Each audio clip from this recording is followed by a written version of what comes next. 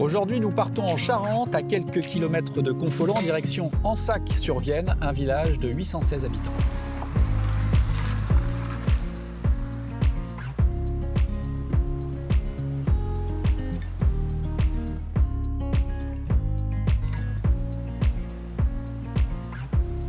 Bonjour mesdames. Bonjour. Bonjour. Alors, expliquez-nous, là on est devant quelque chose assez unique en Charente. Un puits à balancier, qu'est-ce que c'est?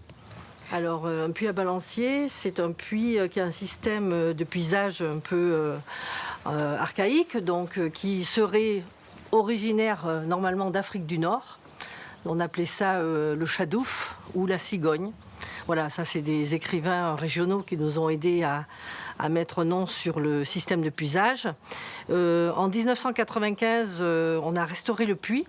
Voilà, parce qu'ils appelaient ça la citerne, les riverains du puits. Donc mon mari, mes beaux-parents, tous les habitants du village. Autrefois, ils avaient des légumes. Ils se servaient des abords du puits pour nettoyer les produits du jardin, notamment les betteraves. Est-ce que c'est pratique à utiliser? Parce qu'on le regarde comme Oui, je vais vous donner les documents, je vais vous montrer. Ouais. Ah, Voilà. la démonstration là. Voilà. Oh ben voilà, nous on a, c'est surtout les touristes qui s'en servent maintenant.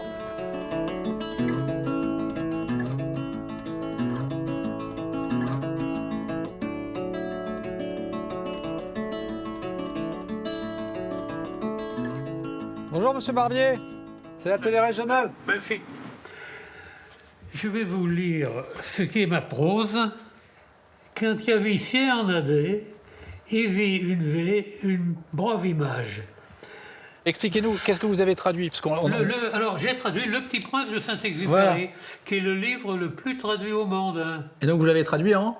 en patois. C'était ma langue maternelle jusqu'à 5 ans. Je ne parlais pas le français. On appelle ça le parler du croissant, c'est ça? Alors, c'est pas le parler du croissant, parce que c'est un patois qui était parlé entre la langue d'oc et la langue goyle. Ça a à peu près la forme d'un croissant. Ça va allez, grosso modo, de La Rochefoucauld jusque dans l'Indre. Ça vous a demandé combien de temps de travail de traduire ça? À peu près une année, mais c'est tombé au début du confinement.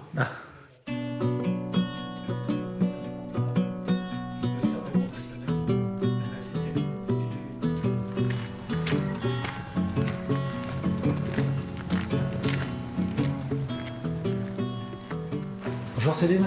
Alors vous êtes chef de projet pour la communauté de communes, c'est ça? Exactement. Spécialiste du patrimoine. Et oui, pour le pays d'art et d'histoire. Et donc ici il y a quelque chose d'exceptionnel et vous allez nous en parler, c'est les peintures, c'est ça? Qu'est-ce qu'elles ont d'exceptionnel ces peintures? Ce qu'elles ont d'exceptionnel déjà, alors elles datent de la fin du 19e siècle et elles sont d'un mouvement un peu particulier qui n'est pas très représenté ici. C'est ce qu'on appelle le mouvement nazaréen. Et en gros, pour les fans de visites d'église, c'est les types de peintures qu'on peut retrouver à Notre-Dame de Lorette, par exemple, à Paris, ou à Notre-Dame de Fourvière, à Lyon. Voilà. Donc des peintures classées. Oui, elles sont protégées au titre des monuments historiques, c'est vrai. Et on a la chance d'avoir ce type de peinture-là à Ansac. Et c'est lié en fait à des liens de famille entre le peintre et le maire de l'époque. Donc c'est la scène du couronnement de la Vierge. Et de part et d'autre, en fait, il y a plein de symboles autour de ces peintures, ce qui fait qu'aujourd'hui on les comprend pas très bien, il faut bien le dire, ces peintures du mouvement nazaréen.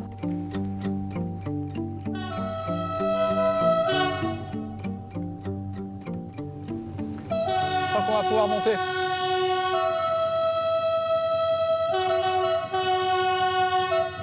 Bonjour Denis. On peut embarquer? C'est la tête. Bonjour. On a 17 km de voie ferrée entre Confolens et Romazières. Et sur cette voie ferrée, en plus des vélorails, on fait circuler des trains d'autrefois. Et c'est vous qui pilotez? Alors c'est moi qui pilote cet engin. Vous nous montrez? Allez.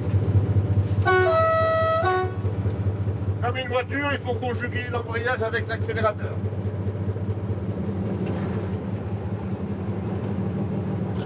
C'est relativement archaïque, hein. C'est un autorail des années 50.